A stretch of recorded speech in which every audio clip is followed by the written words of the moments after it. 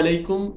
দূর ও কাছ থেকে যে যেখান থেকে আজকের ভিডিও দেখতেছেন সবাইকে জানাই আন্তরিক অভিনন্দন ও ভালোবাসা, সাথে পবিত্র মাহে রমজানের শুভেচ্ছা। তো প্রিয় বাংলাদেশ প্রবাসী ভাইরা, আপনারা জানেন যে 2023 সালে যে কলিং ভিসা চালু হয়েছে মালয়েশিয়াতে, এই কলিং ভিসায় সর্বশেষ 18,000 শ্রমিক কিন্তু মালয়েশিয়াতে আসতে পারে নাই বিভিন্ন রকম নানা জটিলতার কারণে। পরবর্তীতে দুই দেশের গভর্নমেন্টের এবং মালয়েশিয়া অবস্থিত বাংলাদেশ হাই কমিশন তাদের তদবিরে পরবর্তীতে বাংলাদেশের প্রবাসী কল্যাণ মন্ত্রণালয় গত মাসে একটা আপডেট দিয়েছিল যে 18,000 শ্রমিককে মালয়েশিয়াতে তারা পাঠাবে। এটা এই বিষয় নিয়ে মালয়েশিয়া গভর্নমেন্টের সাথে কথা চলছে। তো সেখানে সর্বশেষ আপডেটটা ছিল আমাদের প্রবাসী কল্যাণ উপদেষ্টা জনাব আসিফ নজরুল স্যার উনি বলেছেন যে সবাইকে একে একে পর্যায়ক্রমে পাঠানো হবে।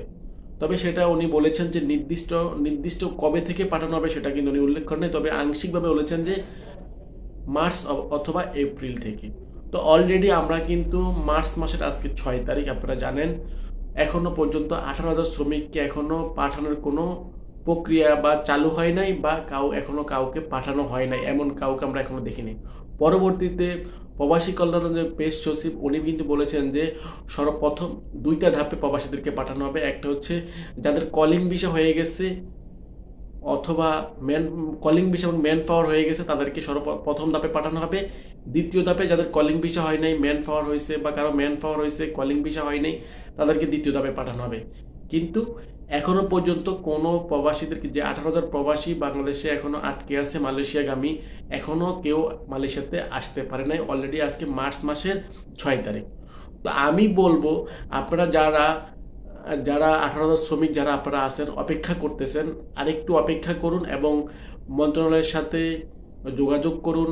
এবং যদি আপনি যে এজেন্টের মাধ্যমে আপনি আপনার পাসপোর্ট জমা দিয়েছেন, সে এজেন্টের সাথে কথা বলুন। কথা বলে আপনি আপনাদেরকে চূড়ান্ত আরেকটু ভালোভাবে জানার পরে আপনারা এই বিষয়ে সিদ্ধান্ত নেবেন। তো প্রিয় মালয়েশিয়ান প্রবাসী ভাইরা, এখনো পর্যন্ত যে 18,000 শ্রমিকের যে সর্বশেষ গত মাসের যে আপডেটটা ছিল এটার মধ্যেই আছে, এখনো কোনো নতুন কোনো আপডেট আসে নাই। তবে বাংলাদেশি ভাইরা আশা করি ভালো থাকবেন, সুস্থ থাকবেন। আপনাদের যে কোশ্চেনটা জানা দরকার ছিল যে 18,000 প্রবাসীদেরকে নিয়ে কোনো নতুন কোনো আপডেট আছে কিনা, তো আজকে আপনারা চূড়ান্ত আপডেটটা আপনাদেরকে দিয়ে দিলাম। ভালো থাকবেন, সুস্থ থাকবেন। আসসালামু আলাইকুম ওয়া রাহমাতুল্লাহি ওয়া বারাকাতুহু।